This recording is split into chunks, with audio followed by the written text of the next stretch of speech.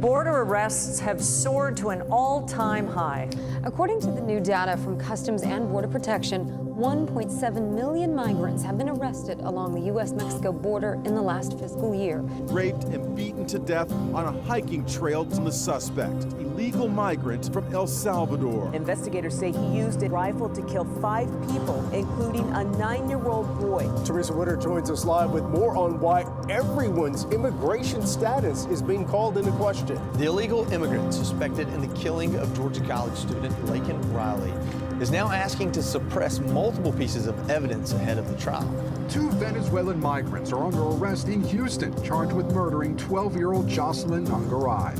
Authorities connecting Mexico's infamous Sinaloa drug cartel to an underground Chinese banking group in Southern California. They've had to send in counselors to talk to her kids. She's 28 years old. She had her whole life ahead of her. The man who killed her was in the country illegally. Our immigration system is broken, and if there was ever a case that reflected that, it's this one. Suddenly a shot rang out. Kate fell and looked at me and said, "Help me, Dad." Those are the last words I will ever hear from my daughter.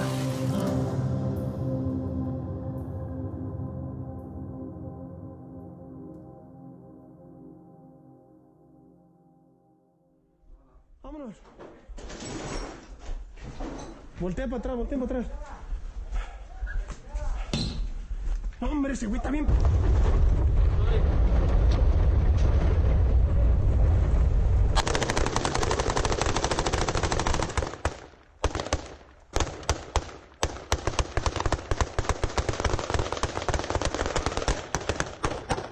¡Abajo! ¡Para adentro! ¡Para adentro! ¡Para adentro! ¡Ay, para adentro! ¡Vámonos!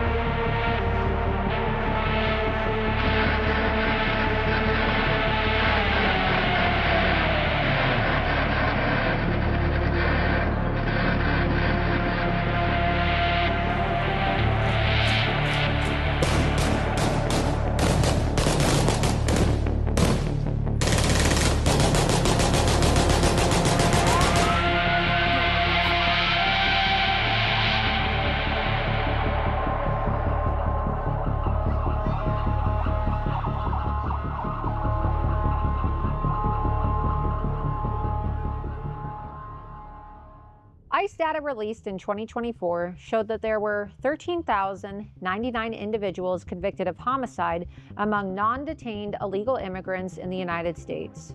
There were 13,423 individuals convicted of weapon offenses, 25,272 convicted of sex crimes, 42,566 convicted of property theft crimes, 56,533 convicted of dangerous drug offenses, and 62,231 convicted of assault. According to the U.S. Census in 2014, 7% of the U.S. population was illegal aliens, about 1 in every 14 people. Yet, according to the Government Accountability Office, illegal aliens accounted for 1 in 5 and as many as 1 in 4 prison inmates. This is 3 times the amount of inmates that would be incarcerated if illegals committed crime at the same rate as native-born citizens. A 2011 report from the Government Accountability Office found that the 249,000 incarcerated illegal aliens in the American prison system have been arrested collectively 1.7 million times, an average of 7 arrests per illegal alien inmate. They were also charged with 2.9 million separate offenses, around 12 offenses each. 70% of the reported illegal inmates in local jails come from Mexico. 13% come from other Latin American countries. 66% of the illegal aliens in state prisons are Mexican. Another 17% of illegal inmates come from the Dominican Republic, Guatemala, Honduras, El Salvador, Cuba, and Jamaica. In federal prisons, 90% of the illegal inmate population is Hispanic. This issue extends beyond just illegal immigration. In New York City in 2023, 96% of homicide suspects and 97% of shooting suspects were individuals of a racial and ethnic minority background. Yet, just 68% of the city's population are minorities. In 2022, 95% of robbery suspects and 93% of rape suspects in New York City were racial minorities. Not only do minority groups commit more crime per capita, but they also victimize non-minorities at a higher rate. Caucasians are 250% more likely to be the victims of interracial violent crime than they are likely to be the perpetrator of interracial crime. In April 2024, I paid a visit to New York City's Roosevelt Hotel, a once iconic landmark in Midtown Manhattan that has now been turned into a safe house for illegal immigrants. I interviewed a young staff member who told me that late each night, buses full of illegal aliens are dropped off at the hotel. As we were interviewing him, another worker came out and pulled him inside, physically dragging his body so that he couldn't reveal any more damning information to me. So you said that they come in on buses at what time each night? Okay. My crew and I started filming on the sidewalk where illegal aliens were lined up waiting to get into the hotel. However, after my crew and I witnessed a drug deal, the Hispanic immigrants turned hostile after they realized that our cameras were rolling. They started accosting us and stole a member of my crew's phone and tried to steal the rest of our phones and cameras. We had no choice but to call the police. When the police arrived, the migrant who stole the phone put on someone else's jacket to try to evade arrest. When questioned by the police, he admitted to stealing the phone. He then began resisting arrest, and he and his father started physically fighting the NYPD police officers. When the sergeant arrived, he told us that he would have to take possession of the stolen phone for an unspecified amount of time, and that our crew member would have to go to the station in order to press charges against the migrant. As we tried to decide what to do, knowing that we had to return back to Florida and we couldn't just leave our cell phones in New York City for an unknown amount of time, the sergeant accused us of impeding an investigation and stormed off. The young illegal immigrant, although he was handcuffed and put into an NYPD police car, was presumably not charged for the crime and was released back onto the streets of New York City.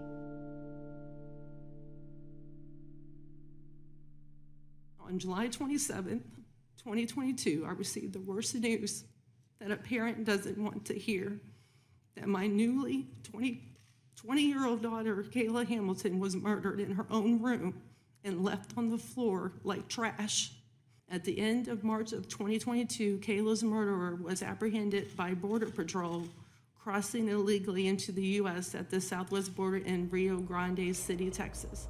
In 2022, Salvadoran MS-13 gang member Walter Javier Martinez raped and strangled Kayla Hamilton with a telephone charger in her bedroom.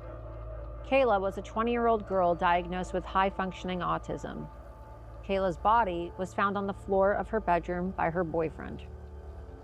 While awaiting trial, Martinez was allowed to attend public school in Maryland.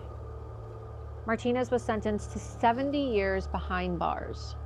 While in prison, a letter from Martinez was intercepted where he confessed to the murder of 4 additional people and the rape of 2 others.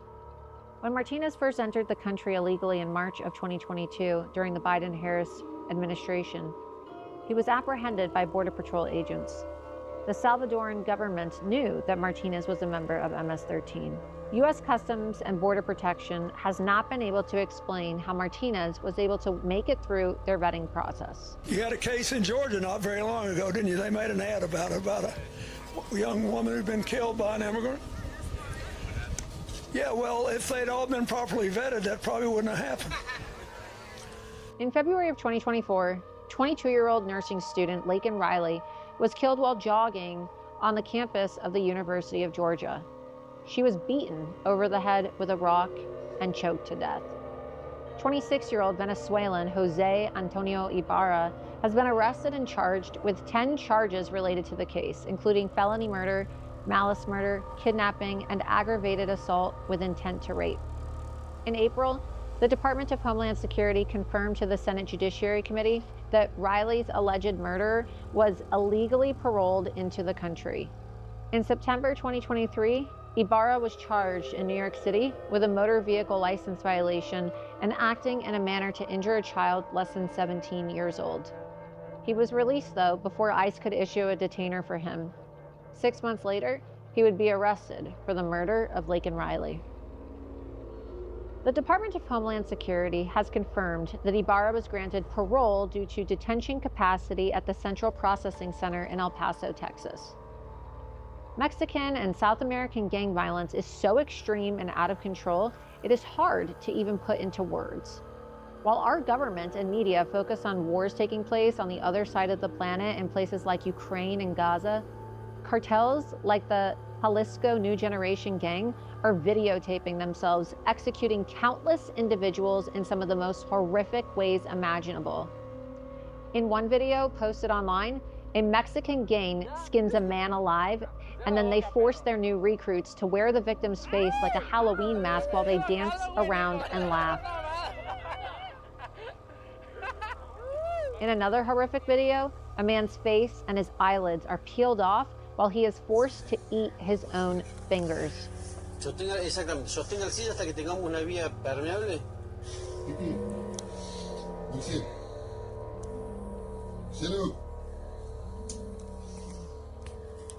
These are just 2 of the hundreds of thousands of examples of unimaginable violence taking place just south of our border, all caught on video and posted to the internet.